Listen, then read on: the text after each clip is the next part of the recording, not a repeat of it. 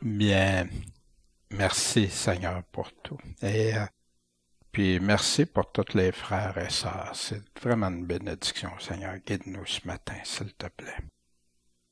On est rendu au chapitre 3 de la première lettre que Paul a écrite aux Thessaloniciens. Puis la semaine dernière, on a vu au chapitre 2 qu'ils ont reçu l'Évangile dans un contexte de grande persécution. Très difficile ce qu'ils vivaient. Paul et Timothée et Sylvain leur ont prêché l'Évangile pur de Dieu, sans erreur, sans aucun motif d'avoir un gain de ça. La seule chose qui voulait plaire, c'est à Dieu.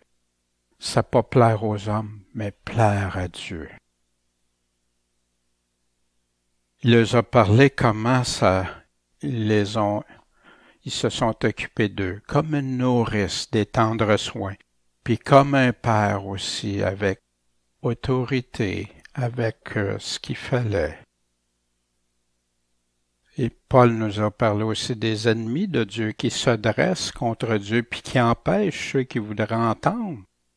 Puis souvent, malheureusement, ça arrive même dans les assemblées. Dieu parle trop, la parole est de trop. Pour certains, quelle tristesse! La persévérance dans leur foi qui font qu'ils sont devenus un modèle partout. Wow! Puis ce matin, on va aller lire le chapitre 3 comme on fait habituellement, puis après ça, on va regarder ces passages-là ensemble, on va les examiner, on va les méditer. C'est avec soin que Dieu nous demande de lire sa Bible. Ce matin, Michel nous partageait avant comment il a étudié avec soin un petit livre que des chrétiens ont fait, mais qui change le sens des mots, qui change les choses. C'est triste, ça. C'est triste. Mais Michel, pourquoi que Michel a pu le découvrir? C'est parce qu'il l'a examiné avec soin. Mais en gardant toujours que c'est pas pour trouver des poux, des bébites, non, c'est pour avoir la vérité, être sûr qu'on est dans la vérité de Dieu. C'est pourquoi, ne pouvant attendre davantage, on aimait mieux demeurer seul à Athènes. Et on a envoyé Timothée, notre frère, ministre de Dieu et notre compagnon d'œuvre dans l'Évangile de Christ. Pourquoi? Pour vous affermir et vous exhorter au sujet de votre foi, afin que nul ne soit ébranlé dans ses afflictions, car vous savez vous-même que nous sommes destinés à cela. Et lorsque nous étions avec vous, nous vous prédisions que nous aurions à souffrir des afflictions, comme cela est arrivé et comme vous le savez. Ne pouvant donc attendre plus longtemps, j'envoyai afin de savoir ce qu'il en était de votre foi, de peur que le tentateur ne vous eût séduit et que notre travail ne fût devenu inutile. Mais Timothée, étant revenu depuis peu de chez vous auprès de nous a apporté de bonnes nouvelles de votre foi et de votre charité, et nous a dit que vous conservez toujours un bon souvenir de nous, désirant de nous voir, comme nous-mêmes nous désirons de vous voir. C'est pourquoi, frères, nous avons été consolés par votre foi dans toutes nos afflictions et dans toutes nos angoisses. Car nous vivons maintenant, puisque vous demeurez fermes dans le Seigneur. Et quelles actions de grâce ne pouvons-nous pas rendre à Dieu à votre sujet, pour toute la joie que nous éprouvons devant notre Dieu, à cause de vous. Nous le prions avec ardeur, une ardeur excessive jour et nuit, que nous puissions voir votre visage et combler les lacunes de votre foi.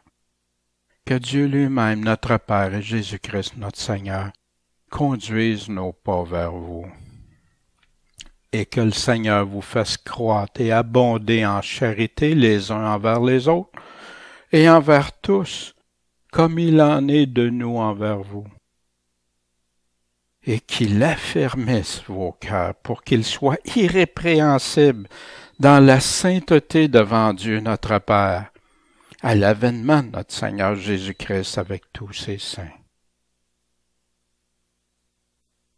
Ce chapitre, c'est malheureux, des fois on arrête parce que c'est un chapitre, mais ça continue toujours.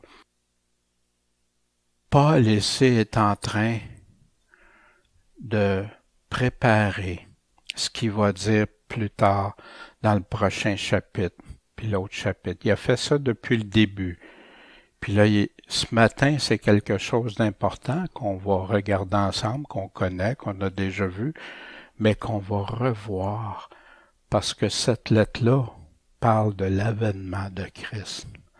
Et pour nous qui sommes arrivés vers la fin, je crois que c'est primordial. C'est pourquoi, ne pouvant attendre davantage, nous aimâmes mieux demeurer seuls à Athènes. Et nous envoyâmes Timothée, notre frère, ministre de Dieu et notre compagnon d'œuvre dans l'Évangile de Christ, pour vous affirmer et vous exhorter au sujet de votre foi. Ici, il était inquiet, il avait hâte de connaître comment ça va pour les Thessaloniciens, eux qu'on a rencontrés, qu'on a partagé l'Évangile. Il y avait des craintes à leur sujet parce qu'ils savaient que ça brassait pour eux autres. Quand il est parti, ça brassait, puis ils savaient qu'il y avait encore des choses sérieuses qui se passaient. Mais c'est quoi? Premièrement, il avait hâte, il était inquiet. Deuxièmement, ils ont envoyé Timothée. Parfois, on avait parlé de ça. Des fois, il y en a qui disaient « Timothée était très jeune ». Timothée, ça faisait déjà plusieurs années qu'il était avec Paul. Puis, Timothée, il décrit Timothée comment? Ministre, premièrement, ses frères, donc il est converti à Dieu, à Jésus-Christ. Il est ministre de Dieu, puis il est compagnon d'œuvre avec Paul lui-même et Sylvain. Fait que je pense qu'il était quelqu'un de très crédible et très fiable. Puis qu'est-ce qu'il a envoyé? Pour vous affermir, vous rendre ferme, puis vous exhorter, mais vous exhorter à votre foi, pour votre foi. La chose qui inquiétait le plus Paul dans ça, c'était quoi? Il y avait la foi. Il avait peur que les Thessaloniciens se détournent de la foi à cause de ce qui arrivait. Mais Paul, quand il y a un problème, Paul arrive avec une solution. Les hommes de Dieu, Dieu aime ça. Paul a identifié qu'est-ce qui pouvait arriver. Paul a fait quoi? Il a fait les actions qu'il allait avec. Il a envoyé Timothée. Puis il dit pourquoi? Pourquoi affermer dans la foi? Afin que nul soit ébranlé dans ces afflictions, dans ces tribulations-là. Pourquoi? Parce que vous savez vous-même que nous sommes destinés à cela. Et il dit clairement, on est destinés à ça. On va aller examiner ça un peu. Parce que c'est majeur dans la lettre aux Thessaloniciens. Souvent, les gens veulent aller lire les passages, seulement les passages de l'avènement, l'enlèvement et tout ça, mais ils ne prennent pas tout le contexte de la lettre. Regardons ici. Destiné ou pas? On va regarder ce qu'on n'est pas destiné à. En premier, dans 1 Thessaloniciens 5.9, car Dieu ne nous a pas destinés à la colère. C'est dans la même lettre. 2 fois, il parle de ça. Mais à l'acquisition du salut par notre Seigneur Jésus-Christ. Amen. Parce que si on serait destiné à la colère de Dieu, Et vous vous souvenez, au chapitre 1, on avait vu, et pour attendre des cieux, Christ, son Fils, Jésus-Christ, qui l'a ressuscité des morts. Jésus, qui nous délivre de la colère à venir. Fait que, est-ce qu'un chrétien fidèle qui aime son Seigneur, son Sauveur, est destiné à la colère de Dieu? Pas du tout. Maintenant, mais il nous dit qu'on est destiné, par contre, à quoi? Ce qu'on vient de voir. Afin que nulle personne soit troublée dans ses tribulations, ses afflictions, c'est synonyme interchangeable selon les versions, puisque vous savez vous-même que nous sommes destinés à cela. Est-ce que ça peut être clair? Pas la colère de Dieu, mais les tribulations, les persécutions, oui, Jésus en a parlé souvent. Puis quand il parle de prendre sa croix aussi, il faisait référence à ça. L'importance des mots. Le mot colère. Le numéro strong en grec, c'est orge, colère, qui veut dire indignation, punir, punition, courroux, colère manifestée dans la punition, châtiment infligé par des magistrats. Ce mot grec-là était très connu. C'est colère. Mais là, le mot tribulation, affliction, tourment, détresse, souffrance, persécution, calamité, pression, oppression. On n'est pas destiné à ça. On est destiné à ça, par exemple. Voyez-vous la différence? Pourquoi qu'on a tant de résistance par rapport à ça? Il y a une grande confusion. Les gens mettent la colère puis la persécution ensemble. Mais quand la persécution arrive, c'est la colère de qui? Est-ce que c'est la colère de Dieu quand des frères souffrent, des sœurs souffrent, comme actuellement dans des pays, comme à partir de Jésus, des apôtres, puis des millions de chrétiens qui ont souffert? Non, c'est pas Dieu, c'est pas la colère de Dieu. C'est la colère du malin, puis la colère des hommes, la colère des religions.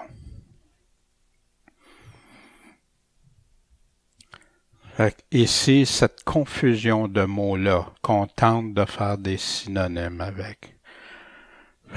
T'es pas destiné à la colère. Non, c'est clair, mais t'es destiné. Ça fait pas plaisir. On n'aime pas entendre ça, on aime mieux entendre des choses agréables. Puis c'est normal, on a un déni à ce sujet-là, qui est facile.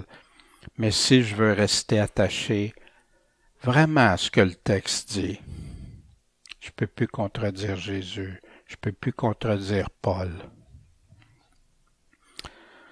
Un exemple du mot colère dans Colossiens 3:4. Mais quand Christ, qui est votre vie, c'est lui la vie éternelle, je suis le chemin et la vie, il paraîtra, alors vous serez aussi manifestés avec lui dans la gloire. À son retour, à son avènement, c'est de ça qu'il parle. Faites donc mourir ce qui est dans vos membres, ce qui tient à la terre, la fornication, l'impureté, les passions, les mauvais désirs, puis l'avarice qui est une idolâtrie. Faites mourir ça. Pourquoi? Parce que c'est pour ces choses que la colère de Dieu vient sur qui? Sur les enfants de rébellion, les enfants rebelles. Il dit là, dans lesquels vous aussi vous avez marché quand? Autrefois, plus maintenant, c'est pas ça, faites mourir ça, faites disparaître ça. Puis il nous dit plus loin que il y a aucun idolâtre, aucun adultère, aucun fornicateur qui va connaître le royaume de Dieu. Faut règle ça, c'est ça le repentir. Détourne-toi. Avec la colère, la colère à venir. Dans Romains 2:5, mais par ton endurcissement, puis ton cœur impénitent. Tu veux pas. Tu endurcis ton cœur. Ah ben, tu peux le faire de plein de façons. Tu t'amasses un trésor de colère. Wow! C'est très différent du trésor dans les cieux. Pour quand? Pour le jour de la colère et de la manifestation du juste jugement de Dieu. Que même les pires vont s'agenouiller devant Dieu puis dire que Dieu est un juste juge. Par ton endurcissement. Beaucoup utilisent ça pour les non-convertis, puis c'est vrai, il y en a qui veulent pas se convertir, mais pour le chrétien qui se détourne, qui décide que lui a un cœur endurci, on a plein d'exemples remplis l'Ancien et le Nouveau Testament. Ananias, Saphira, ils ont menti au Saint-Esprit, plein, on a plusieurs. Mais l'indignation et la colère au contentieux, ceux qui résistent, qui veulent toujours et ceux qui sont rebelles à la vérité. Ta parole est la vérité. Puis qui obéissent à l'injustice. La lettre de Jude s'adresse justement à ça, ceux qui détournent. Le grand danger, Jésus nous l'avait dit. Vous vous souvenez dans la parabole des 4 semences. Dans Matthieu, il nous parle, mais il n'a point de racine en lui-même. Il a reçu, mais ça dure qu'un moment. Et lorsque l'affliction ou la persécution survient à cause de la parole, il se scandalise aussitôt. Je ne sais pas si vous avez réalisé, mais Paul, il a prêché un évangile pendant 3 semaines. Les Thessaloniciens savaient ça, connaissaient ça. Dans Luc, c'est ceux qui la reçoivent, la parole, dans des endroits pierreux. Sont ceux qui ont entendu la parole, ils la reçoivent avec joie. Wow! Mais ils n'ont pas de racines. Ils ne croient que pour un temps. Puis quand la tentation, l'épreuve survient, ils se retirent. Comme les 70 disciples que Jésus avait envoyés. Puis qui ont dit à Jésus, quand Jésus leur expliquait des choses que justement sa chair et son sang qui étaient pour donner, souffrir. C'est l'esprit qui vivifie. La chair ne sert de rien. Fait qu'il leur explique, les paroles que je vous dis sont esprit et vie. Les paroles que Jésus nous donne, c'est toujours esprit et vie. C'est pour ça qu'il y en a quand ils contredisent ce que l'Esprit Saint dit. Georges Muller en parle de ça. Il y en a qui disent que tu peux pas dire que l'Esprit et la parole sont indissociables. L'Esprit Saint ne dit qu'est-ce que la parole, il vous rappellera tout ce que je vous ai dit. Au verset 4. Et lorsque nous étions avec vous, nous vous prédisions que nous aurions à souffrir des tribulations, des afflictions. Comme cela est arrivé, puis comme vous le savez. Dites-moi, pendant 3 semaines, puis il savait déjà ça. Quoi? Il leur a dit ça au début, Paul? Et il ne voulait pas les conduire à Christ, pas leur faire peur.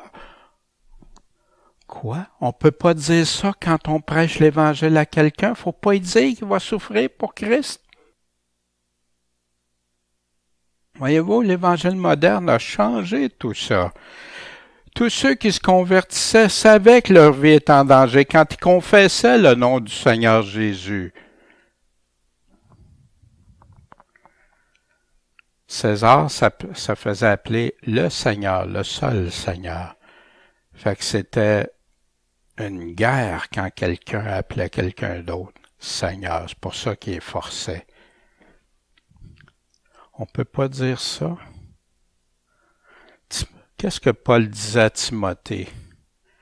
Sa dernière lettre qu'il a écrite. Le Thessaloniciens, c'est sa première, ça c'est sa toute dernière à la fin de sa vie, avant qu'elle mourir.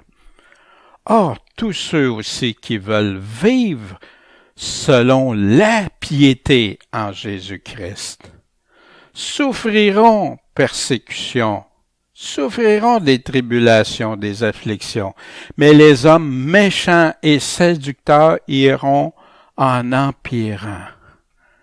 Séducteurs. Jésus nous a mis en garde tellement contre ça. Séduisant et étant séduit. Ils s'en rendent même pas compte qu'ils ont été séduits à dire des choses qui contredisent Jésus et Paul. Mais toi, demeure ferme, mais ferme dans quoi? Dans les choses que tu as apprises et qui t'ont été confiées, sachant de qui tu les as apprises. L'apôtre Paul, l'Évangile de Dieu, les paroles de Christ.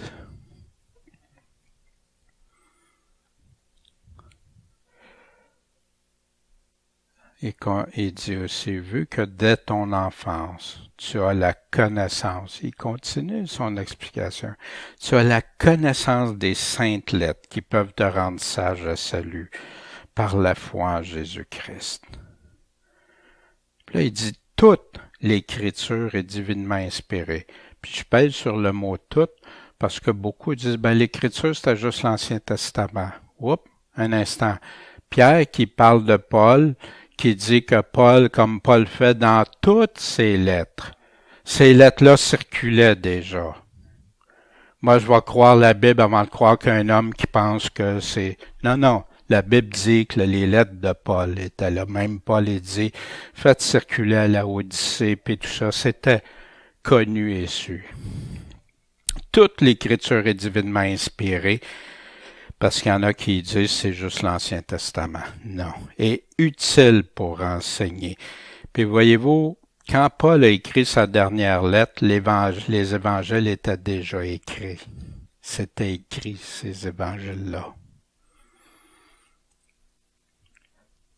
Et utile pour enseigner, pour convaincre, pour corriger, puis pour instruire selon la justice. Tu veux être instruit, tu veux corriger tes pensées, tes opinions personnelles.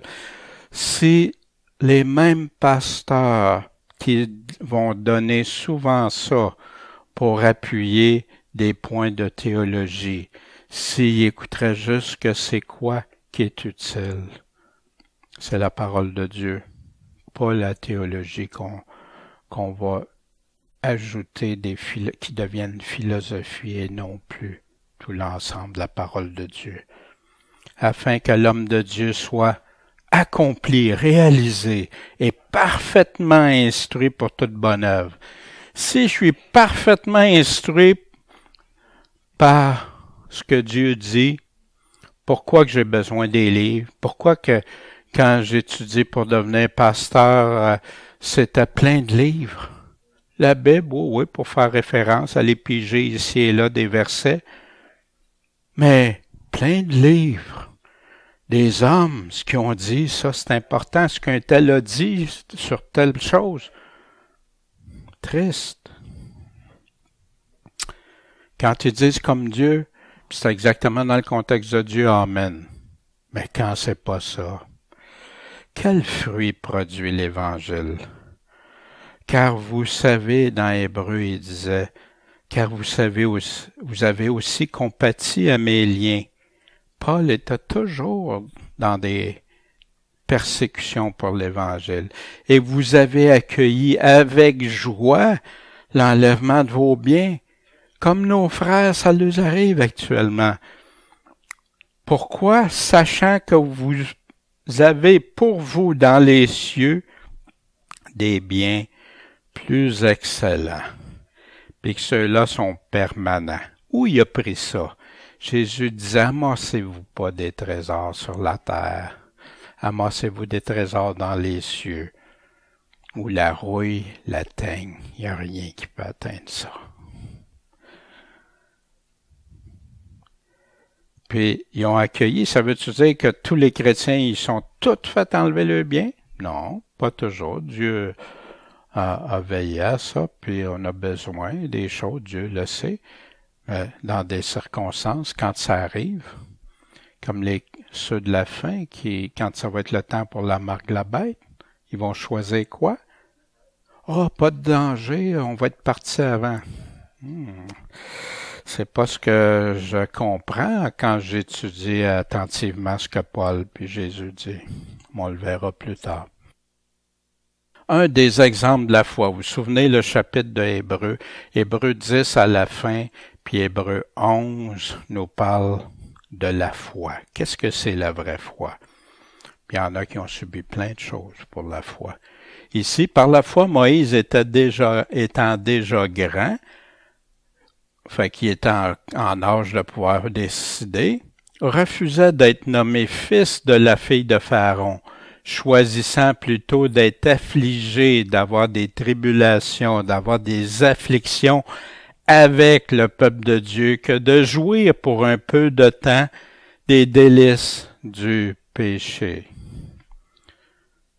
Et ayant estimé que l'opprobre de Christ, c'est intéressant, hein? Il a estimé que l'opprobre de Christ, fait que c'était Christ, hein, ceux qui disent non, Jésus était là. Christ était un plus grand trésor que les richesses de l'Égypte, parce qu'il avait égard à la rémunération. Il savait ce qui s'en venait après. Par la foi, il a quitté l'Égypte, n'ayant pas craint la fureur du roi. Vous savez qu'il y a des chrétiens qui ont renié le Seigneur à cause de la crainte des hommes. Car il demeura ferme, comme voyant celui qui est invisible. Puis comme chrétien, c'est ce qu'on doit être, faire, penser comme. Prendre ce choix déterminé. Il y en a qui sont ni chauds ni froids, oui, ça. Non! Demande à Dieu, il va toujours te donner la force. Il le fait pour des millions, il le fait pour des frères actuellement, des sœurs qui vivent des choses terribles. Qu'est-ce que les Thessaloniciens avaient compris puis mis en pratique? Après seulement 3 sabbats, je vous répète ça, l'espace de 3 semaines. Romains 8:34. Qui est-ce qui nous séparera de l'amour de Christ? Ça reste l'oppression, l'angoisse, la persécution, la famine, la nudité, ou le péril ou l'épée. Entendez-vous ça aujourd'hui? On passe très vite sur ces versets-là sans donner de détails, sans s'arrêter au sens des mots. Mais qu'est-ce que Paul est? On aime beaucoup les versets qui disent que Dieu va s'occuper de nous autres, veiller sur nous autres, oui, pour nous garder dans la foi. Comme il l'a fait pour les Thessaloniciens, comme il l'a fait pour des millions d'autres. Qu'est-ce qui va te séparer, toi, de l'amour de Christ? S'il y a une de ces choses-là, y a-t-il quelque chose qui te ferait séparer de l'amour de Christ? C'est sérieux, hein? Mais un engagement avec le Seigneur, il va toujours donner la force. C'est pour ça qu'il nous dit « Veillez, priez », toujours. Pierre dit « Mais réjouissez-vous de ce que vous participez aux souffrances de Christ, afin que, quand sa gloire sera manifestée, c'est quand ça? À son retour, vous soyez aussi comblés de joie. » Quand on va être rendu dans 2 Thessaloniciens, au 1er chapitre, on va voir ça quand Jésus libère, nous délivre de tout ça. Fait que donc, après 3 semaines, les Thessaloniciens savaient déjà à quoi s'en tenir. Fermement, ils n'ont pas abandonné, ils ont été dans la foi. Fait que Paul continue ce qu'il est en train de leur dire. Ne pouvant donc attendre plus longtemps, j'envoyais afin de savoir ce qu'il en était de votre foi, de peur que le tentateur ne vous eût séduit. Un séducteur, il veut pas que tu marches pour Christ. Ah, tu vis ça, là, voyons donc, t'es-tu sérieux? Tu vas endurer tout ça juste pour Christ? Aujourd'hui, tu as des prédicateurs qui disent que tu peux prendre la marque, la bête. Puis si c'est par amour pour tes enfants, Dieu va comprendre, il va pardonner. Mais ce qu'ils ne comprennent pas, c'est que pour avoir cette marque-là, il faut que tu blasphèmes.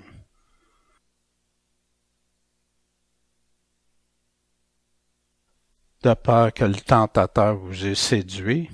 Puis s'il vous a séduit, notre travail devient inutile. Pourquoi Paul dit ça? On va voir ça, ça sera pas long. Mais Timothée, étant revenu depuis peu de chez vous, auprès de nous, nous a apporté de bonnes nouvelles de votre foi et de votre charité, et nous a dit que vous conservez toujours un bon souvenir de nous. Travail était-tu inutile? Non. Mais, pourquoi? Timothée nous a apporté des bonnes nouvelles de votre foi. Voyez-vous, il met l'accent sur la confiance. Si la foi, c'est juste de croire que Jésus est mort ressuscité, ça s'arrêterait là. Non. Voyez-vous, ils étaient prêts, ils étaient engagés, ils ont compris que quand ils ont donné leur vie, que leur vie appartenait à Christ. Puis si Christ permettait qu'il y ait la souffrance avec ça, il l'acceptait et la vivait avec foi, avec la confiance en Dieu. Il ne croyait pas pour seulement un temps. Il croyait vraiment. La foi, la vraie foi. Il nous a dit que vous conserviez toujours un bon souvenir. Il y a la foi, votre amour, puis vous vous souvenez de nous. Pourquoi qu'ils se souvenaient des apôtres? Ils ont un bon souvenir des apôtres, parce qu'ils ont été un bon modèle pour eux autres. Ils leur ont parlé de la parole de Dieu. Puis pourtant, vous souvenez-vous que Paul dit, on ne vous a pas parlé pour vous plaire, pour plaire aux hommes, mais à Dieu, parler comme Dieu désirait. Aujourd'hui, c'est triste, beaucoup prêchent un évangile dilué pour plaire aux hommes. Parce qu'ils sont plus capables d'entendre la vérité. Ils sont plus capables d'aller écouter vraiment. C'est trop dur pour eux. C'est la même chose quand Jésus a dit « Ces paroles sont esprit et vie ».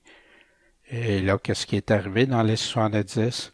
Ils ont abandonné, ils ont apostasié. Pourtant, ils avaient fait des miracles pour Christ.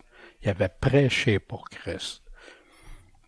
C'est pourquoi, frères, nous avons été consolés par votre foi dans toutes nos afflictions et dans toutes nos angoisses.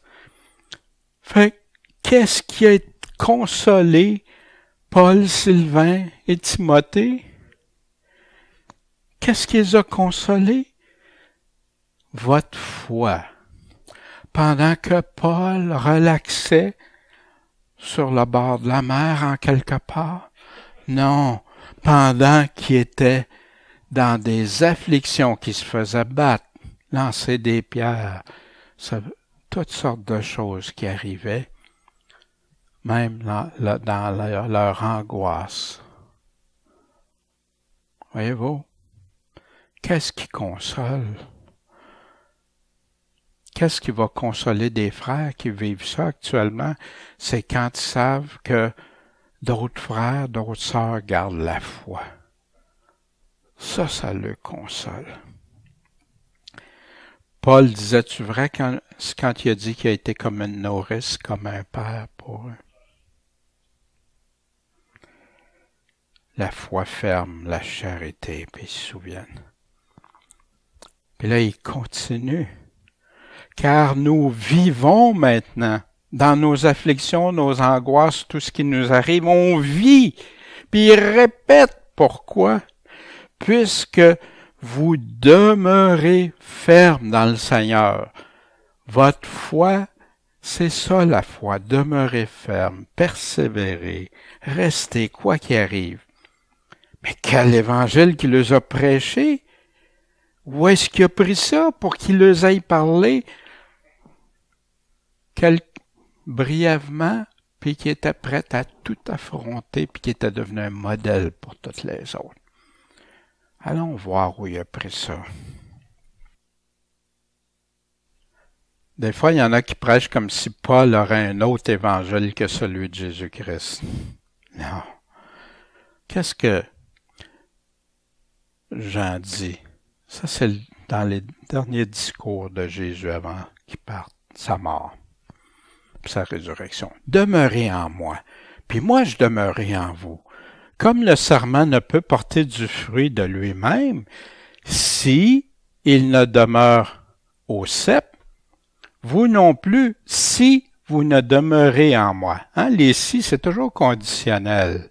Ça n'a pas changé, ça, dans la langue. Je suis le cep et vous les sarments. Hein, puis il prend toujours des exemples simples qu'on peut comprendre. Celui qui demeure en moi et en qui je demeure porte beaucoup de fruits. Mais en qui? En celui qui demeure en moi, puis que Jésus demeure en lui. Parce que sans moi, vous pouvez rien faire. Ah, ben, il y en a plein qui font plein de choses, mais vous ne pouvez rien faire en fonction du royaume de Dieu, selon Dieu. Tu peux prêcher, tu peux faire des miracles, tu peux faire plein d'affaires. Puis Jésus va dire, je ne te pas en toi, je te connais même pas. Voyez-vous? Si quelqu'un ne demeure pas en qui? Pas dans mes théologies, mes opinions, mais ça, en Christ, en Jésus-Christ. Il est jeté dehors comme le sarment, puis il sèche. Puis on ramasse les sarments, puis on les jette au feu, puis ils brûlent. Wow! Wow! Persévérer, c'est ça. Paul a prêché cet évangile-là. Il avertissait. On a plein d'avertissements dans le Nouveau Testament, mais on met tellement l'emphase sur les beaux côtés, les belles promesses, qu'on atténue, qu'on dilue ce que Paul dit dans bien des cas. Si vous demeurez en moi et que, quoi? Mes paroles demeurent en vous. Où est-ce qu'on a ces paroles? Vous demanderez tout ce que vous voudrez et vous l'obtiendrez. Mon Père sera glorifié si vous portez beaucoup de fruits et vous serez mes disciples. C'est quoi la condition si on porte beaucoup de fruits? Là, on est ses disciples. Si on porte pas de fruits, coupez, jetez au feu. C'est les paroles mêmes de Jésus. Que les gens veulent, oh non, ça veut pas. Ben, quand Jésus parle simplement, il prend un exemple très simple, un cep, les sarments. C'est compliqué, ça, c'est de la haute théologie. Non, c'est les paroles mêmes, simples, la simplicité de Christ pour qu'on comprenne.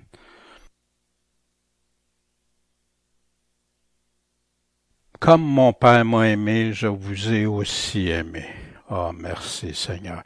Demeurez dans mon amour. Puis là, il va nous expliquer c'est quoi demeurer en lui, demeurer dans son amour. Si vous gardez mes commandements, vous demeurerez dans mon amour.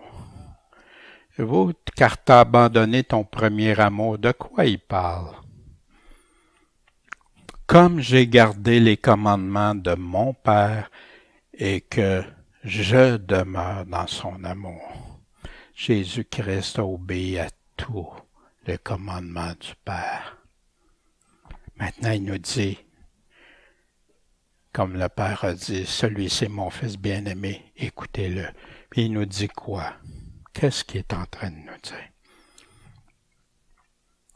Voyez-vous comment que le travail peut devenir inutile ou pas? Jésus nous le dit clairement. Vous serez mes amis si vous faites certaines de mes paroles, tout ce que je vous commande. Si le monde vous hait, sachez qu'il m'a haï avant vous. Verset 18. Si vous étiez de monde, le monde aimerait ce qui est à lui, mais parce que vous n'êtes pas du monde, mais que je vous ai choisi dans le monde, c'est pour cela que le monde vous hait.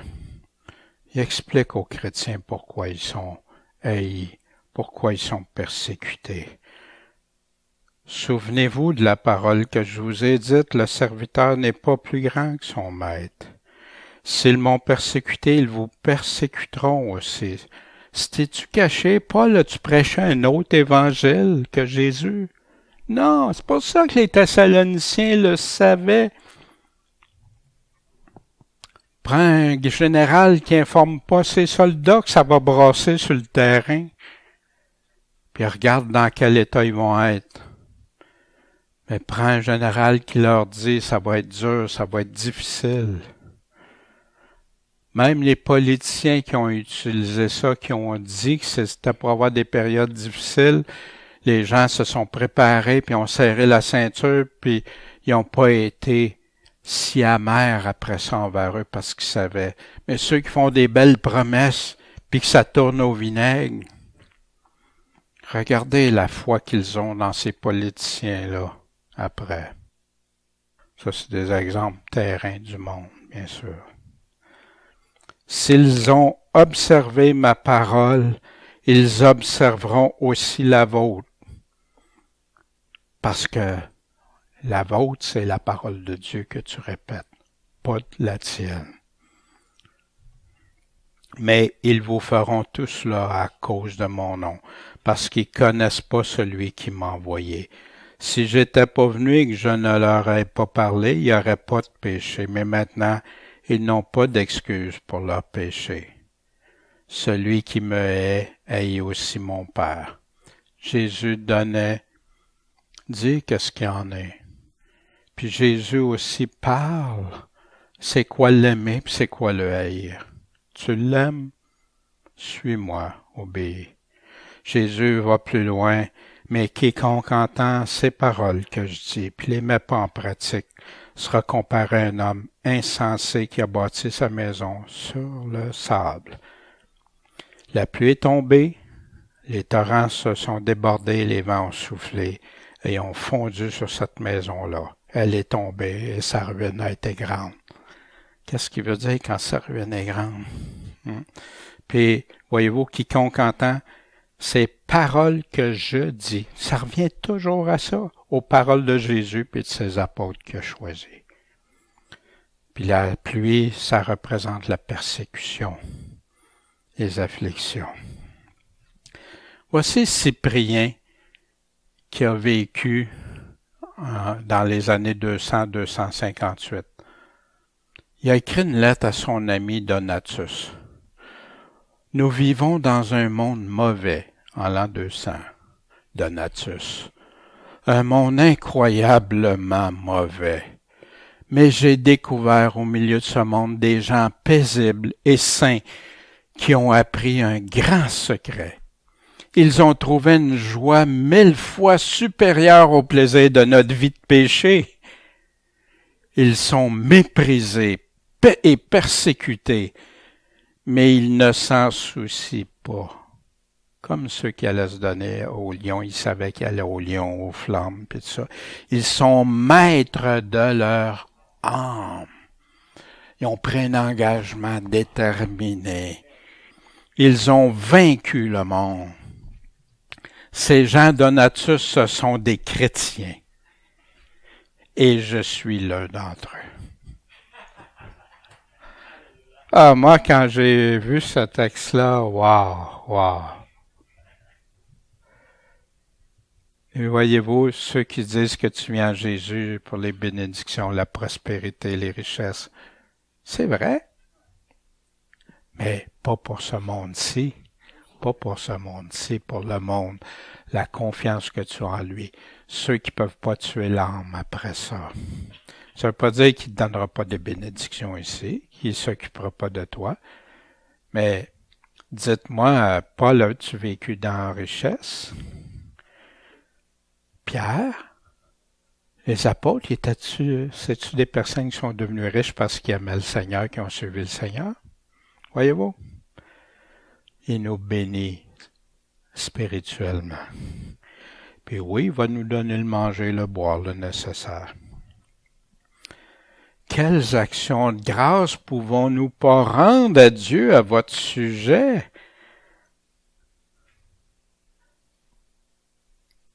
Pour toute la joie que nous éprouvons devant notre Dieu à cause de vous. Vous vivez dans la persécution, dans la souffrance. Vous êtes un modèle, vous gardez la foi. Vous gardez votre confiance en Dieu malgré toute la tempête. Vous mettez en pratique, vous portez des fruits de l'Évangile.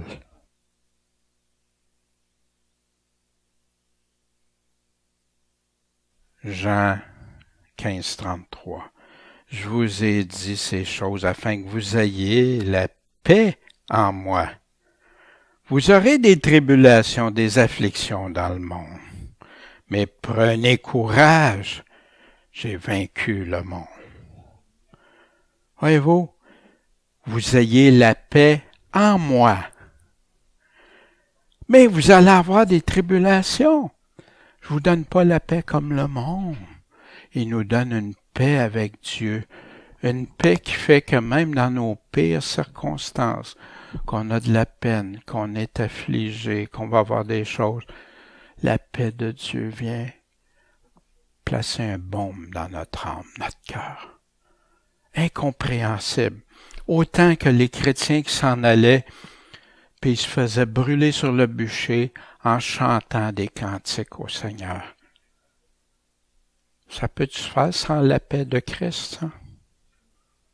Alors, j'ai vaincu. Prenez courage.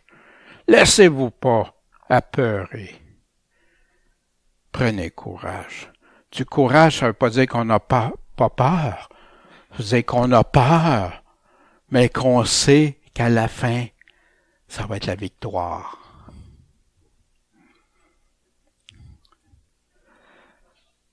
Quand est-ce qu'il va y avoir de la tristesse? En vérité, je vous dis, vous pleurez, vous vous lamenterez, et puis le monde va se réjouir. Vous serez dans la tristesse, mais votre tristesse sera changée en joie. Puis il nous donne l'exemple. Quand une femme accouche, elle a des douleurs parce que son terme est venu. Mais dès elle est accouchée d'un enfant, elle ne se souvient plus de son travail à cause de sa joie, de ce qu'un homme est né dans le monde. De même, vous êtes maintenant dans la tristesse, mais je vous verrai de nouveau et votre cœur se réjouira et personne ne vous ravira votre joie. Wow. Nous le prions avec une ardeur excessive, jour et nuit, que nous puissions voir votre visage et combler les lacunes de votre foi. Oh, c'est intéressant. Paul, il prend un exemple, c'est un modèle, mais il sait aussi qu'ils ont besoin, qu'il y a des choses pour leur foi qui ont besoin d'aller plus loin, de progrès en progrès. Voyez-vous, c'est intéressant, hein? Paul n'a pas dit, vous avez un jour fait une prière, vous avez accepté Jésus, puis non, le début de la repentance, de la conversion, de naître de nouveau, puis après ça, voyez-vous, de continuer pour combler les lacunes de votre foi. Que Dieu lui-même, notre Père et Jésus-Christ, notre Seigneur, conduisent nos pas vers vous. Qui peut conduire? Paul était très au courant. Des fois, l'Esprit Saint l'empêchait d'aller en quelque part. Des fois, l'Esprit Saint conduisait pour envoyer quelque part. Parfois, il nous a dit que Satan avait empêché. Mais là, que Dieu, notre Père, et Christ, notre Seigneur, vous conduisent nos pas vers vous, qui permettent ça. Et que le Seigneur vous fasse croître et abonder en charité les uns envers les autres et envers tous, comme il en est de nous envers vous. Que le Seigneur vous remplisse de cet vrai amour-là, cette vraie charité-là les uns envers les autres. Si on reste attaché au cep, Ces fruits-là vont être là, ces fruits de charité, d'amour. Puis savez-vous, quand des frères chrétiens, des sœurs chrétiennes sont persécutés, savez-vous que les différences d'opinion, les petites affaires anodines, là, ça s'efface tout. Regardez un couple, quand il vit des difficultés, hein, quand il fait le bon choix, ils vont se rapprocher ensemble, ils vont combattre ensemble, ils vont se rapprocher ensemble. C'est la même chose des frères. Ils demandent que le Seigneur vous fasse croître puis abonder.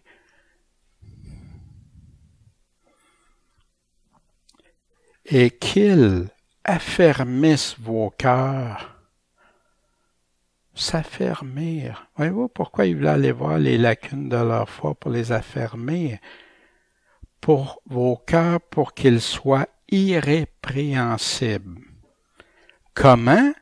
Dans la sainteté devant Dieu notre Père. Voyez-vous, il y en a qui disent, la sanctification, c'est juste Christ qui nous... Oui, Christ nous sanctifie, mais après ça, il nous dit de marcher dans la sanctification, de se défaire. Il venait de parler de se défaire de tout ce qui était nuisible. On a vu des passages tantôt. Dans la sainteté devant Dieu notre Père. Jésus-Christ nous purifie de tout péché, mais il nous purifie puis il nous dit d'abandonner tous nos péchés, de se repentir, de ne pas vivre comme autrefois. Puis, on va être irrépréhensible pour quand? À l'avènement de notre Seigneur Jésus-Christ avec tous ses saints. Fait que comment l'attendre? Il nous le dit ici, comment l'attendre, dans la sainteté. Ceux qui affirment que tu vas toujours être dépravé, que tu vas toujours... Je sais pas, mais il y a quelque chose qui accroche là. Qui dit c'est toujours impossible de vivre dans la sainteté, ben ça voudrait dire que Dieu nous demanderait des choses impossibles à réaliser. Non, qui affermisse nos cœurs pour que nos cœurs soient irrépréhensibles dans la sainteté.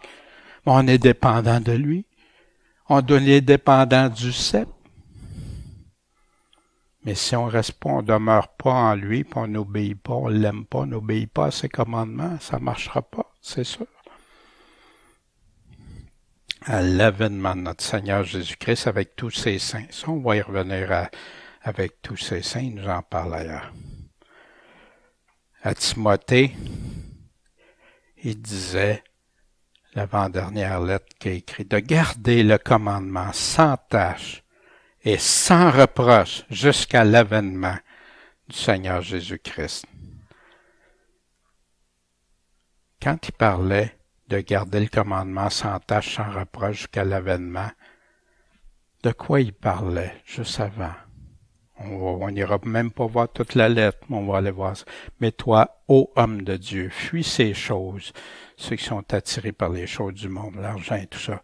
Recherche la justice. Ah, mais il n'était pas déjà justifié? Pourquoi qu'il dit recherche la justice? Voyez-vous?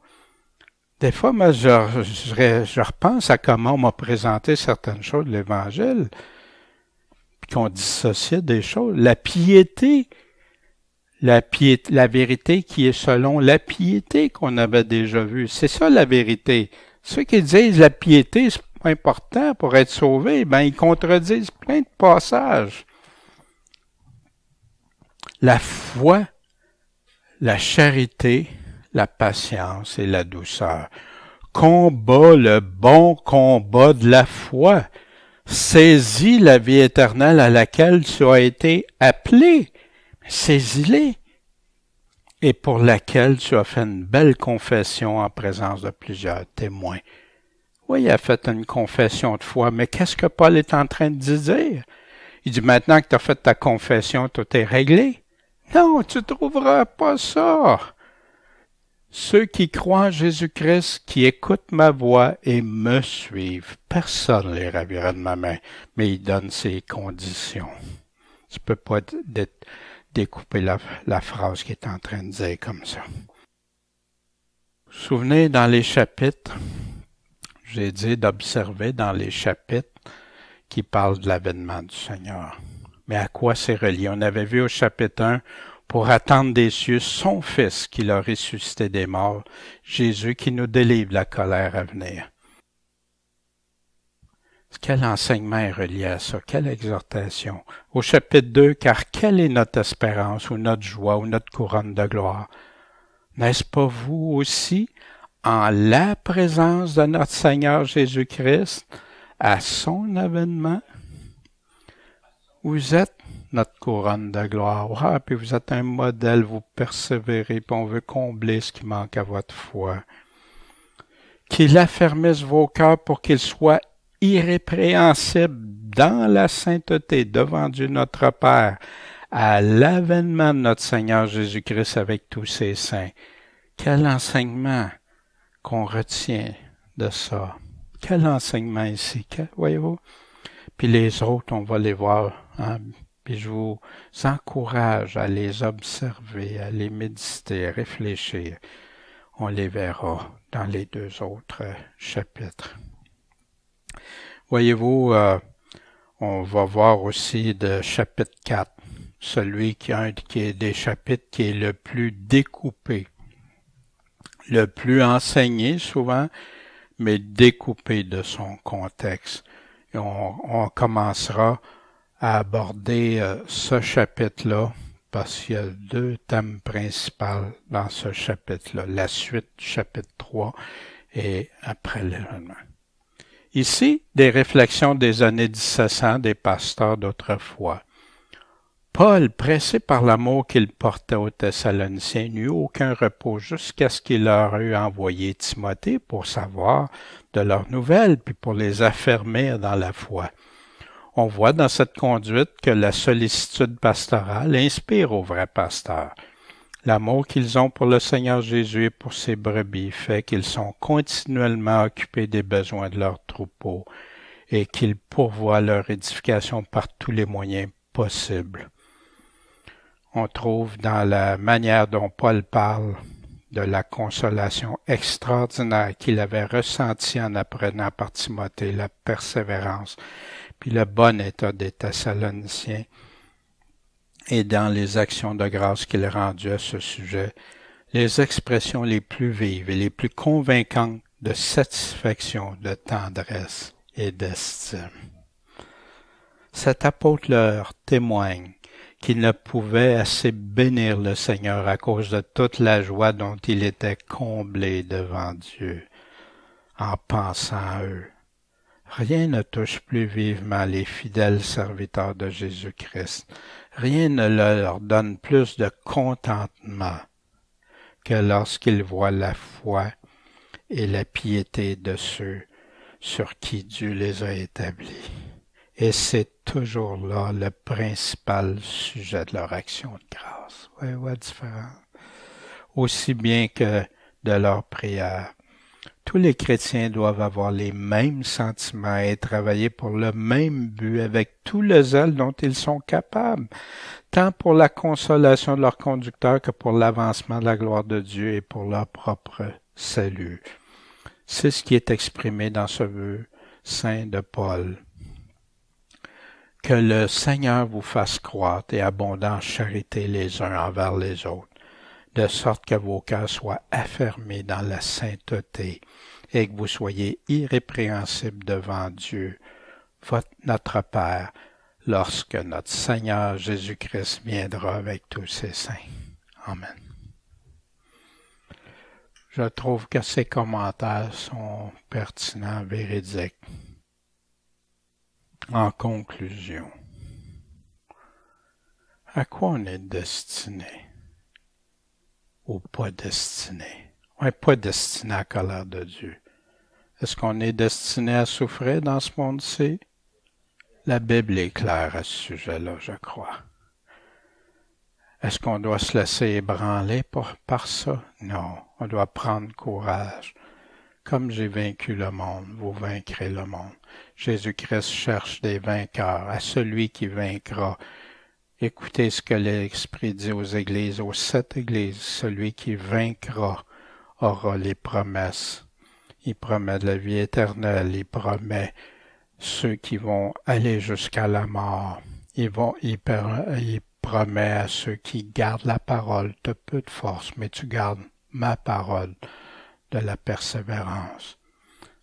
À d'autres, il dit, t'es tiède, je te vomirai de ma bouche. Wow! Voyez-vous, laissons-nous pas ébranler. Écoutons ce qu'il nous dit, ce que l'apôtre dit. Grandir en charité, est-ce que c'est important? Oui, parce que sans ça, la foi est vaine. Affermer nos cœurs en sainteté, comment? En demeurant attachés au cep de tout notre cœur, d'aimer Dieu de tout notre cœur, notre âme, nos pensées, puis notre prochain comme nous-mêmes. Bientôt.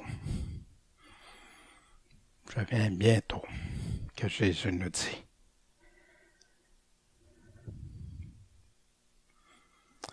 Te prépares-tu à la rencontre de ton Seigneur?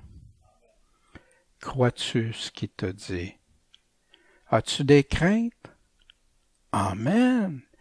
Venez vous décharger sur lui de tous vos soucis, puis lui va s'en occuper.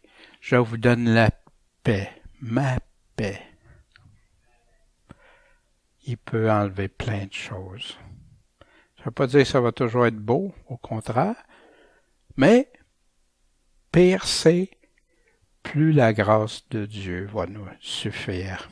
Ou quand Paul dit « Ma grâce te suffit, Paul », est-ce qu'on y croit? Est-ce qu'on a réglé dans notre cœur, Seigneur, qu'on veut être attaché à toi, quoi qu'il arrive? Est-ce qu'on est de la trempe des Thessaloniciens, des vrais croyants? La vraie foi. Bon Père Céleste, merci de ta parole, Seigneur. Puis oui, Seigneur, c'est pas facile. Des fois, on aimerait mieux que ça soit facile, que ça soit une voie agréable en tout temps et tout ça. Mais c'est pas le cas, puis tu nous le démontres, tu l'as démontré toi-même. Puis t'exiges de personne ce que toi t'as pas déjà fait. Puis t'exiges de personne que tu donneras pas la force quand c'est nécessaire, Seigneur, à tous ceux qui écoutent ta voix et qui te suivent. Puis il n'y aura pas personne pour les ravir de ta main, Seigneur. Tu nous demandes d'être fidèles, on veut être pleinement fidèles, Seigneur. Agis dans nos cœurs, rends nos cœurs irrépréhensibles devant toi pour ton retour, Seigneur. On sait qu'on a des choses de progrès en progrès, mais tu veux plus qu'on vive comme autrefois.